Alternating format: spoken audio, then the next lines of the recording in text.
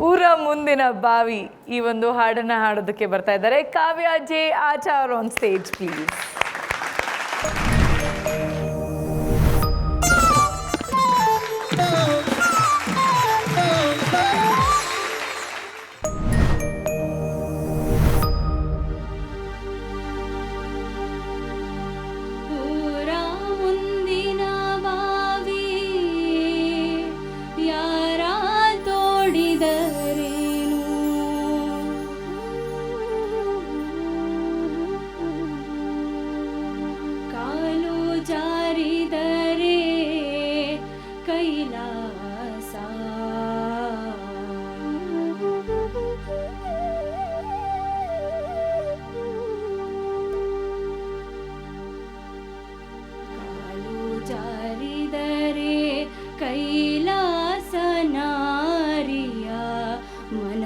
ಜಾರಿದರೆ ವನವಾಸ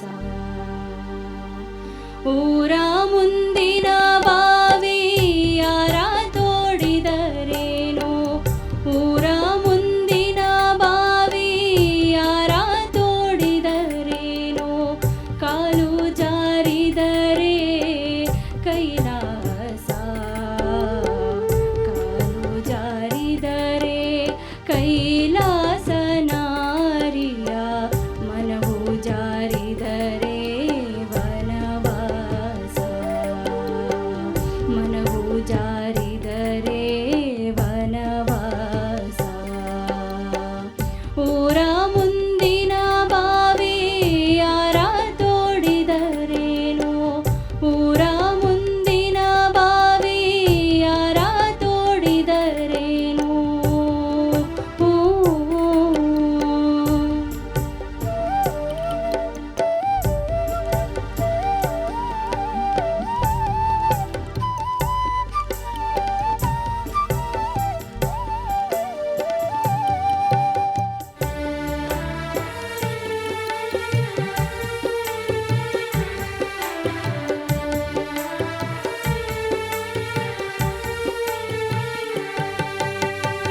ಬಂಗಾರ ಬಳೆ ತೊಟ್ಟು ಬಡವನ ಬೈಬ್ಯಾಡ ಬಂಗಾರ ಬಳೆ ತೊಟ್ಟು ಬಡವನ ಬೈಬ್ಯಾಡ ಬಂಗಾರ ನಿನಗೆ ಸ್ಥಿರವಲ್ಲ ಬಂಗಾರ ನಿನಗೆ ಸ್ಥಿರವಲ್ಲ ಮಗಳೇ ಮಧ್ಯಾಹ್ನದ ಬಿಸಿಲು ತರವಲ್ಲ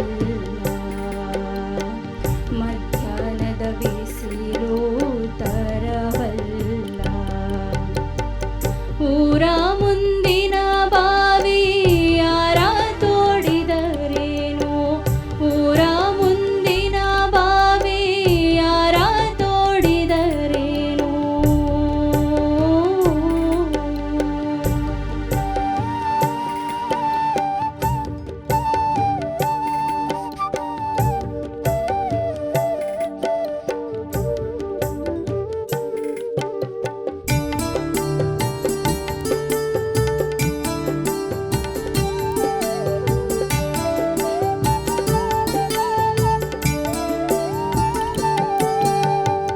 ಚಾಡಿ ಹೇಳುವ ಮಂದಿ ಜಗದಿ ತುಂಬ್ಯಾರ ತಂಗಿ ಚಾಡಿ ಹೇಳುವ ಮಂದಿ ಜಗದಿ ತುಂಬ್ಯಾರ ತಂಗಿ ಚಾಡಿ ಮಾತನ್ನ ಕೇಳಬ್ಯಾಡ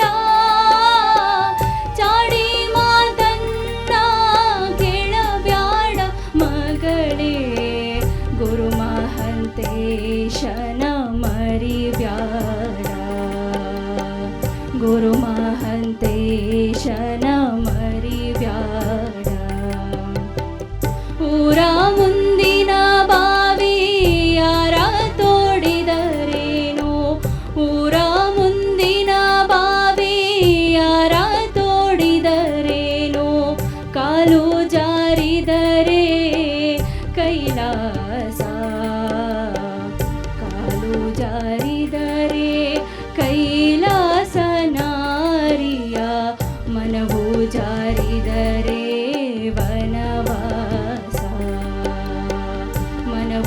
ಜಾರಿದರೆ ವನವಾಸ ಮನವು ಜಾರಿದರೆ ವನವಾಸ.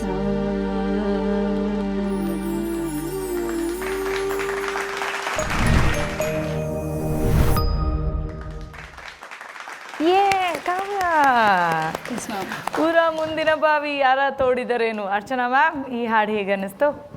ಕಳೆದ ಸಂಚಿಕೆಗಳಲ್ಲೆಲ್ಲ ನಾನು ಫೀಡ್ಬ್ಯಾಕ್ ಕೊಡ್ತಿದ್ದೆ, ಅದೆಲ್ಲ ಕರೆಕ್ಟ್ ಮಾಡ್ಕೋತಾ ಇದ್ದಾರೆ. ಆದರೆ ಎಲ್ಲರದು ಹೊಸ ಪ್ರಾಬ್ಲಮ್ ಶುರುವಾಗ್ತದೆ. ನೀನು ಕೂಡ ಇನ್ನೊಂದು ಮನೆ ಎತ್ತರಿಸಿ ಹಾಡ್ಬೋದಿತ್ತು. ನಾನು ಈಗ ಒಂದೋ ಖರಜ್ ಪ್ರಾಕ್ಟೀಸ್ ಮಾಡಿ ವಾಯ್ಸಲ್ಲಿ ಬೇಸ್ಡ್ ಆನ್ ಅಂದ್ರೂ ಕ್ಲಿಯರಾಗಿ ಕೇಳೋ ಥರ ಖರಜ್ ಪ್ರಾಕ್ಟೀಸ್ ಮಾಡಬೇಕು. ಇನ್ನು ಸಾಧಾ ಪಾ ಹೋಗೋ ಥರ ಪ್ರಾಕ್ಟೀಸ್ ಮಾಡಬೇಕು. ಇಲ್ಲ ಅಂದರೆ ಹೈ ಪಿಚ್ ತೊಗೊಬೇಕು ಇನ್ನೊಂಚೂರು. ಹೈ ಪಿಚ್ಚಲ್ಲಿ ಸ್ವಲ್ಪ ಭಯ. ಇದೆಲ್ಲಿ ಜಾಸ್ತಿ ಹೋಗುತ್ತಮ್ಮ? ಚರಣ ಎರಡೇ ಸಾಲು ಹಾಡು. ಬಂಗಾರ ಬಳೆ ತೊಟ್ಟು ಬಡವರ್ನ ಬೈಬ್ಯಾಡ, ಬಂಗಾರ ಬಳೆ ತೊಟ್ಟು ಬಡವರ್ನ ಬೈಬ್ಯಾಡ, ಬಂಗಾರ ನಿನಗೆ ಸ್ಥಿರವಲ್ಲ, ಬಂಗಾರ ಏಟ್ ಕೊಡ್ತೀನಿ ಎಲ್ಲರಿಗೂ ಏಟು. ಏನಾಗಿದೆ ನಿಮಗೆಲ್ಲ? ಎಷ್ಟು ಚೆನ್ನಾಗಿ ಕೇಳಿಸ್ತಾ ಇದೆ. ಈಗ ಪಲ್ಲವಿ ಒಂದು ಲೈನ್ ಹಾಡು. ಕಾಲು ಜಾರಿದರೆ ಕೈಲಾಸ. ನೋಡಿ, ಈ ಶ್ರುತಿಲೂ ನಿಂಗೆ ಕಮ್ಮಿನೇ ಆಗ್ತಿದೆ. ಅಟ್ಲೀಸ್ಟ್ ಚರಣ ಹಾಡುವಾಗ ಎಷ್ಟು ಚೆನ್ನಾಗಿ ಕೇಳಿಸ್ತಾ ಇತ್ತು. ನೆಕ್ಸ್ಟ್ ಎಪಿಸೋಡಲ್ಲಿ ಯಾರಾದರೂ ಇಲ್ಲಿ ಮಂದ್ರದಲ್ಲಿ ಹಾಡಿ ಹಿಂಗೆ ಪಾತಾಳಕ್ಕೆ ಹೋದರೆ ಮಾತ್ರ ಸರಿ ಇರಲ್ಲ. ಹೇಳಿದ್ದೀನಿ ಎಲ್ಲರಿಗೂ. ನಾನು ಸ್ಕೂಲ್ ಟೀಚರ್ ಆಗಬೇಕಿತ್ತೇನೋ, ನಾನು ಒಂದು ಕೋಲ್ ಹಿಡ್ಕೊಂಡು ಎಲ್ಲರಿಗೂ ಏ ಮಕ್ಕಳ ಅಂತ. ಆಯಿತಾ? ಅದ್ರ ಕಡೆ ಗಮನ ಕೊಡಿಮ್ಮ. ಬೇರೆ ಬೇರೆ ಶ್ರುತಿಯಲ್ಲಿ ಹಾಡಿ ನೋಡಿ, ಆಯಿತಾ? ಪ್ರಾಕ್ಟೀಸು ಆದಂಗೆ ಆಗುತ್ತಲ್ವಾ? God bless you. ಇನ್ನೆಲ್ಲ ನೀಟಾಗಿತ್ತು. Thank you ma'am. Yes, thank you ma'am. Vemagal sir. Kavya ಅವರೇ, ಪ್ರತಿ ಸಾರಿನೂ ಒಂದು ಹೆಣ್ಣಿಗೆ ಎಚ್ಚರಿಕೆ ಕೊಡ್ತಕ್ಕಂಥದ್ದೇ ಇದೆ ಸಾಹಿತ್ಯದಲ್ಲಿ ಅಲ್ವೇ?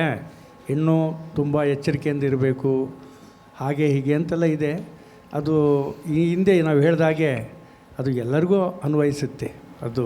ಹಾಗಾಗಿ ಸಾಹಿತ್ಯ ಆ ಕಾಲಕ್ಕೆ ಅದು ಸರಿ ಇತ್ತು, ಈ ಕಾಲಕ್ಕೆ ಅದು ಗಂಡು ಹೆಣ್ಣು ಇಬ್ಬರಿಗೂ ಅದು ಅನ್ವಯಿಸುತ್ತೆ ಅಂತ ಅಷ್ಟೇ ಹೇಳ್ತೀನಿ ನಾನು. ಇನ್ನು ಮೇಡಮ್ ಹೇಳಿದ್ದಾರೆ ಹಾಡಲ್ಲಿ ಅದು ಮಧ್ಯೇನೋ ತುಂಬ ಡ್ರಾಪ್ ಆದಂಗೆ ಅದು ಪದವಿ ಎಂಡಾಗವಾಗ ಕಾಣಿಸ್ತು ನಮಗೆ. ಬಂಗಾರ ನಿನಗೆ ಸ್ಥಿರವಲ್ಲ, ಬಂಗಾರ ನಿನಗೆ ಸ್ಥಿರವಲ್ಲ, ಮಗಳೇ ಮಧ್ಯಾಹ್ನದ ಬಿಸಿಲು ತರವಲ್ಲ. ಸರಿ ಮಾಡಿಕೊಳ್ಳಿ, ಅದೇನು ಕಷ್ಟ ಅಲ್ಲ ನಿಮಗೆ. ಒಳ್ಳೆಯದಾಗಲಮ್ಮ. Thank you sir. Thank you sir. Muniraja sir. ಬಂಗಾರದಂಥ ದನಿ ಇಟ್ಕೊಂಡು ಬಂಗಾರದಂಥ ದನಿ ಕಣಮ್ಮ. ಆ ಹಾಡನ್ನು ಅಷ್ಟು ಚೆನ್ನಾಗಿ ಹಾಡ್ಬೋದು, ಅದು ಕೇಳಿಸುತ್ತೆ, ಚೆನ್ನಾಗಿ ಕೇಳಿಸುತ್ತದು.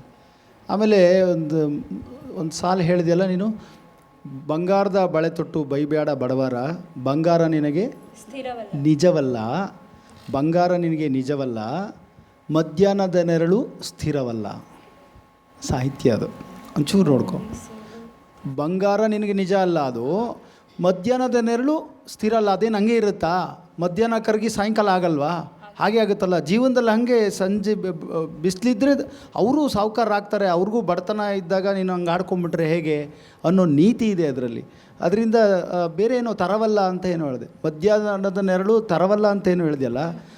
ನೆರಳು ತರವಲ್ಲ ಅಂದರೆ ಏನು ಮಾಡೋಕ್ಕಾಗತ್ತೆ? ಹಂಗಾರೆ ಬಿಸಿಲು ತರವಲ್ಲ ಅಂತಂದರೆ ಹೌದಲ್ಲ ಅಮ್ಮ?